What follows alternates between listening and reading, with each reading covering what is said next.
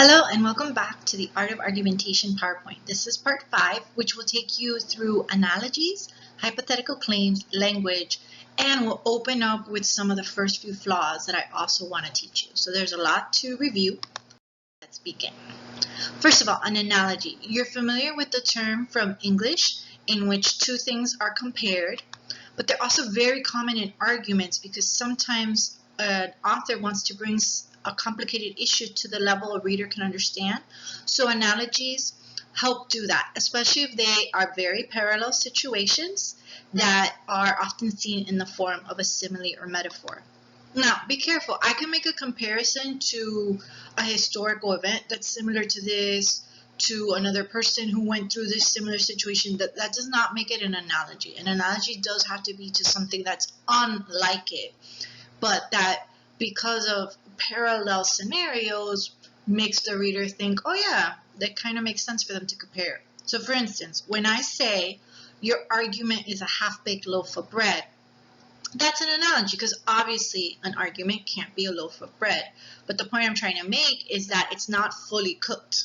It's still a little raw. It still needs some work. And in that case, you can see how the analogy is effective. But if I say this new bill is similar to an immigration bill from the 40s, that's just a comparison. That's not an analogy. So just be mindful of that.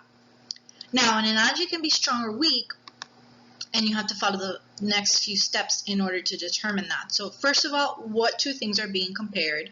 So in my previous example, the person's argument and a loaf of bread. Then are those two situations similar and or different? Compare them, weigh them. If they're more alike than they're different, that's a strength. If they're way too different, there's really nothing in common between the analogy, then it's a flaw. So like many of the things we've learned so far, we have to use our common sense and in our thinking skills to determine if something is a strength or weakness. Now let's look at some samples from actual paper ones.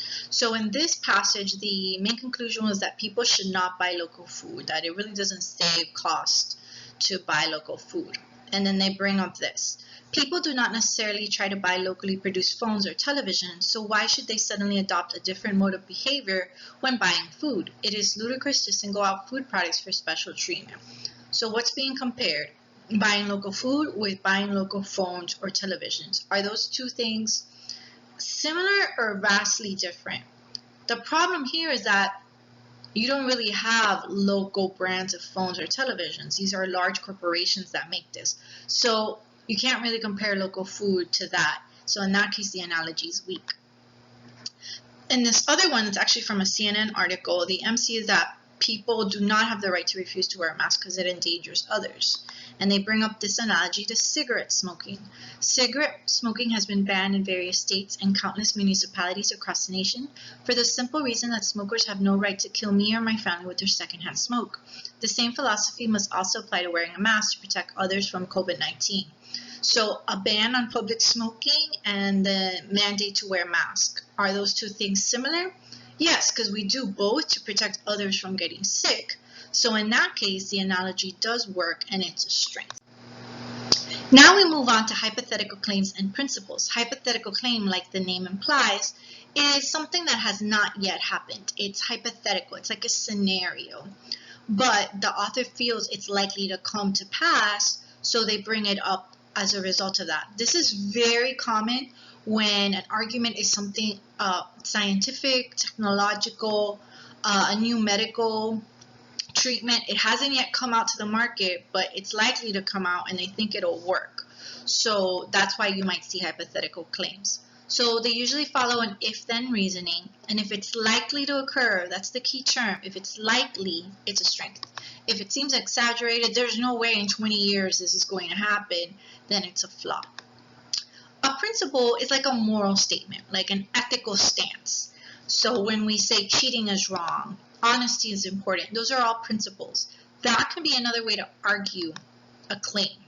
It's strong if there is a general consensus. Like when we talk about voting rights, we can all generally agree that everybody should have the ability to do that. So it can be strong to have a principle as part of your argument. But if the principle is vague, if it's an assumption that most people don't actually believe this way, if it relies on things like slippery slope, then the hypothetical claim can be weak. So let's practice telling apart hypothetical claims from principles. First up, if global warming trends continue, many cities will need to reconstruct significant parts of their cities. That hasn't happened yet, so it's a hypothetical claim. One should always be honest. That's just a moral statement, so that's a principle. Killing is wrong, abortion is killing, thus abortion is wrong. We saw this before when we were doing assumptions, so obviously this is a principle. And lastly, GM crops will ultimately end hunger. Notice the verb in the future, will, so it has not happened yet, so those are, that is a hypothetical claim. Now let's look at the sample 1 passage. We need to do more to preserve endangered languages from dying out is the main conclusion of the passage. And then the author says, a language is not just a body of vocabulary or a set of grammatical rules. It's a vehicle through which the soul of each particular culture comes into the material world. Is this a principle or a claim?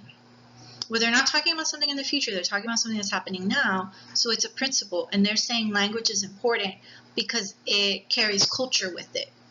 Is that accurate? Is that something we generally concede and generally agree on? Yes, it is. So in the case of this paper 1 sample, it is a strength to bring up that principle because we definitely all agree culture, language are both important.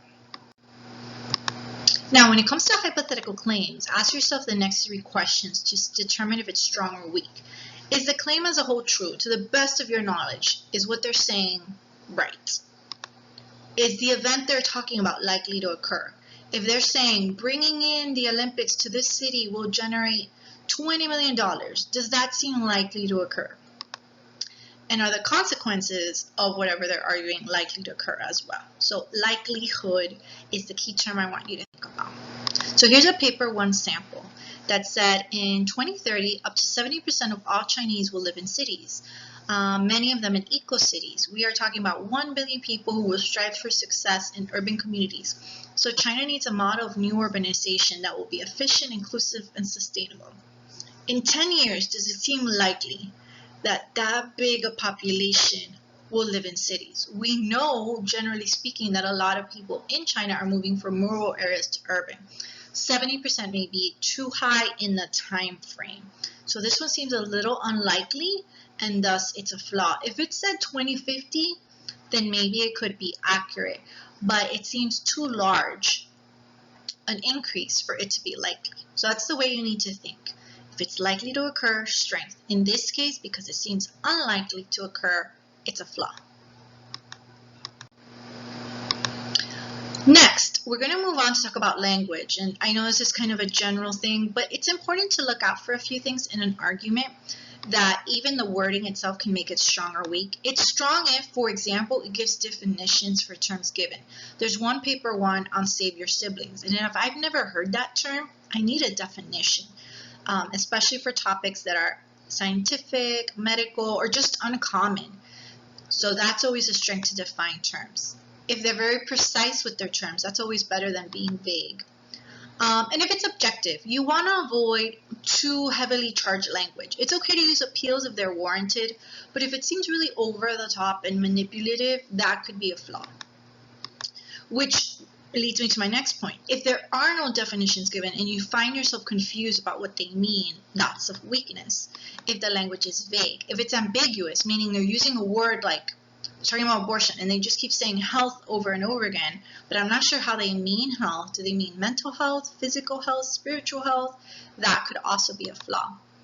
And if they're inconsistent, they use the word one way in the beginning and now they're using it another way. Those are all flaws. So look out for language as well when you're assessing an argument.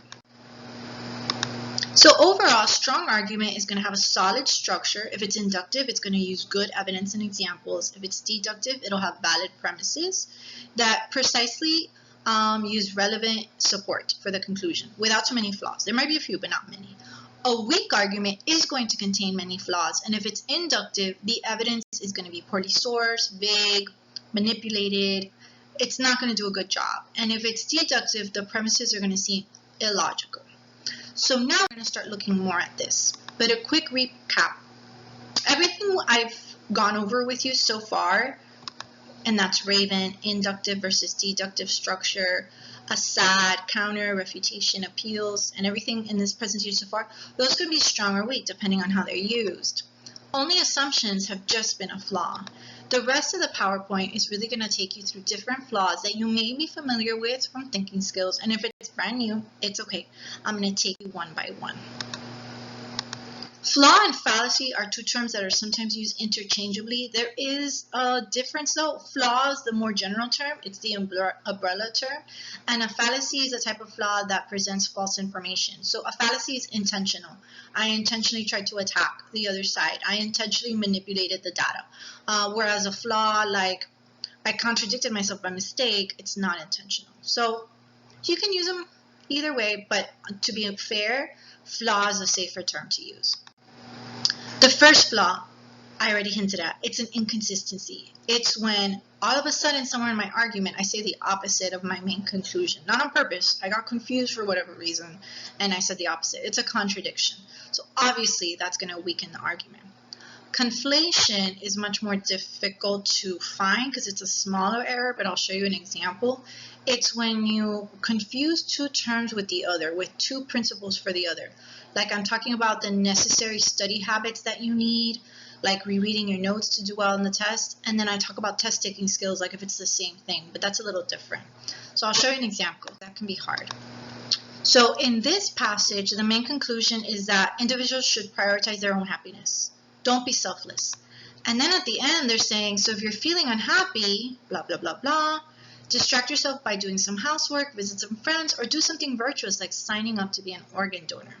If the MC was to be selfish and do whatever it takes for you to be happy, but then they're saying do something like be an organ donor, is that an inconsistency or conflation? It obviously contradicts, so it's an inconsistency. Or in this one, they're saying the diet industry really tries to trick consumers and they're really not good products. And then they bring up this study to prove that sugar alternatives like Splenda, for example, are really bad. But the study said that in a study of hundreds of rats, they preferred to consume sugar at dangerous levels. Thus, the study proves that sugar alternatives would be equally unhealthy for humans. But notice the slight difference. They were talking about sugar alternatives, but the study was about sugar. Those are not the same thing. So that's what conflation is, when they treated these two different topics, different terms, like they were the same thing. Next, we're going to talk about two wrongs don't make a right as opposed to tu quoque. Two wrongs don't make a right is basically a retaliatory action. You did this against me, so I'm going to do it against you. So let's think in the political sphere. I brought up a bill in the Senate and my colleague did not support it. When my colleague then goes to bring up a bill, I'm not going to support his. Two wrongs don't make a right. It's obviously a very kind of childish way to argue. It's not a good, strong point. Tu quoque, it translates from the Latin as you too. Tu quoque is more of an excuse. Because you gave this person more flexible due date, you extended their deadline, you should do the same thing to me. So here, Osama bin Laden is saying that the U.S. commits terrorist acts, that they threw atomic bombs, that they hurt civilians. So how can you say that my militant group is a terrorist group when the United States does this as well? So notice, he's not trying to retaliate, not in this interview yet anyway, because it's 1997, but he's trying to find an excuse. He's saying the U.S. does this, so we're not a terrorist unless you think the U.S. is a terrorist. So that's tu quoque. Lastly, generalization. We've covered this before. It's misrepresentation, where you take one little example and from that you make a sweeping statement. Look out for this with weak examples or evidence. I'd say something like, grades in school don't mean anything, Benny's an idiot and he makes straight A's. Because this one student makes straight A's doesn't mean grades don't mean anything. Maybe he has really easy classes. Maybe he's actually smart when it comes to school, but when you talk to him in person, he sounds like an idiot. You can't base grades on one person. Or if I'm looking at caregiver robots and they bring up this one resident who likes them, that doesn't mean caregiver robots are necessarily great. Those are generalizations. So just a few more skills to build up on our foundation for global. Thanks for tuning in.